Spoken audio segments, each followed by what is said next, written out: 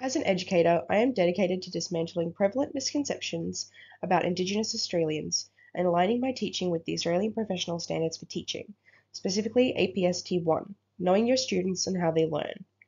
This approach reflects both a professional requirement and a personal teaching philosophy focused on respect, understanding, and inclusivity. This video represents a self-reflective journey through the symbolic objects that will enhance my pedagogy, particularly in amplifying student voices and deepening my connection with First Nations Australians. I aim to critically assess my assumptions and biases to foster a learning environment where student perspectives are central.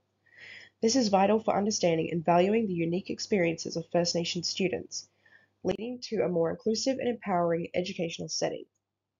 By exploring my continuous learning and adaptation, I focus on building genuine, respectful relations with First Nations communities, contributing to my professional and personal development as an educator attuned to the diverse voices in my classroom. The first artifact, a pear, symbolizes my identity as an educator within the Indigenous educational landscape of Australia.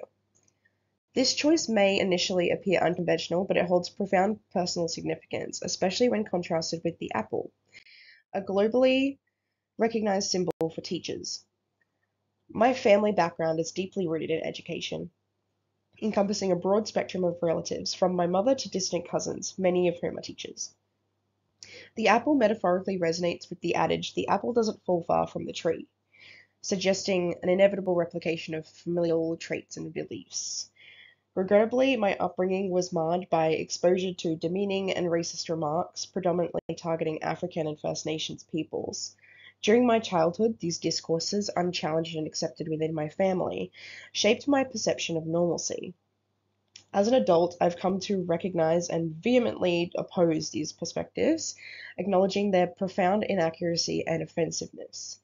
This realization forms a core part of my personal pedagogy, emphasizing the importance of ensuring that marginalized communities are never subjected to such ostracization again.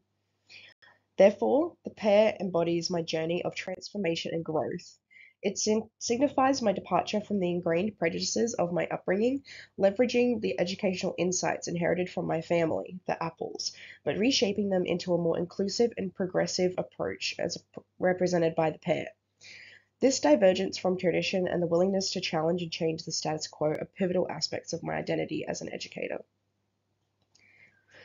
The second artifact, Australia's banknotes, represents my development of a critically informed understanding regarding the representation of First Nations peoples.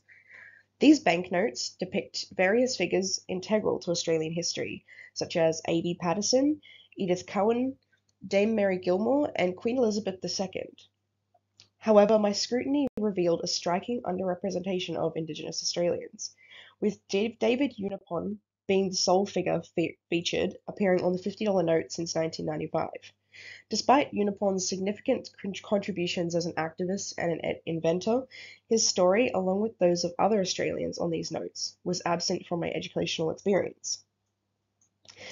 The recent discourse following Queen Elizabeth II's death about redesigning the $5 note to incorporate broader First Nations representation or another Indigenous icon highlights ongoing neglect in acknowledging Indigenous contributions at a national level. This discussion, initiated in late 2022, has yet to see concrete action or open dialogue from the Australian government. This realization sparked a critical self-reflection of pervasive absence of First Nations visibility in everyday aspects like currency, which play a fundamental role in daily transactions.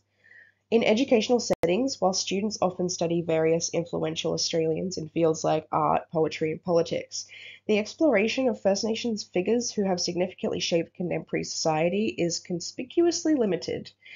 As an educator, I am compelled to use my position to educate students about the profound impact of First Nations individuals in Australia. I envision incorporating activities such as redesigning banknotes with other First Nations icons, encouraging students to understand and appreciate their legacies, thereby fostering a more inclusive and representative understanding of Australian history.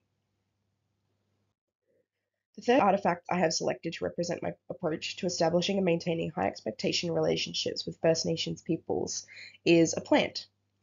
The choice is symbolic for my professional philosophy. and approach towards nurturing relationships with First Nations Australians, mirroring the care and attention required for a plant's growth. Just as a plant demands consistent nurturing, my understanding and connections with First Nations communities necessitate continual cultivation and development. To date, my experience in engaging with First Nations cultures and communities, both within and beyond educational settings, is akin to a sprout. Limited interaction has confined my experience to its early stages of growth, yet this does not diminish my commitment. Rather, it fuels my resolve to expand and deepen these connections. My career as an educator is not merely a professional path, but a lifelong journey of learning, evolving, and adapting, much like a plant that responds and adjusts to its environment, weather, and soil conditions.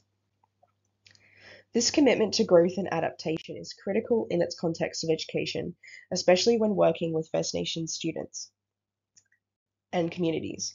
It demands an understanding that relationship building is an ongoing process, requiring empathy, respect, and an openness to learning from and with First Nations peoples. As an educator, we must recognize the dynamic nature of cultural interactions and the importance of being responsive to the diverse needs and backgrounds of our students. Educators like myself can engage in cultural competency training programs to deepen their understanding of First Nations histories, cultures, and contemporary issues. Such programs often provide valuable insights into appropriate protocols and sensitivities.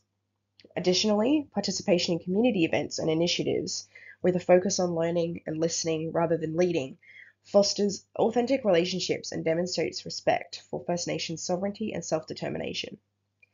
This can include attending cultural festivals, workshops, exhibitions, as well as supporting First Nations-led projects. Lastly, collaboration with First Nations educators and leaders in developing and implementing culturally responsive curriculum, like what's happening with version 9, can ensure that educational context and content is respectful, relevant, and enriching for all students. This collaborative approach not only enhances educators' professional development, but also contributes to a more inclusive and representative educational landscape. The plant symbolizes a living, evolving commitment to First Nations peoples. It represents a journey of continuous personal and professional development, emphasizing the importance of adapting to changing environments and needs. This approach is not static but dynamic, reflecting a readiness to grow in understanding and to foster meaningful, respectful relationships.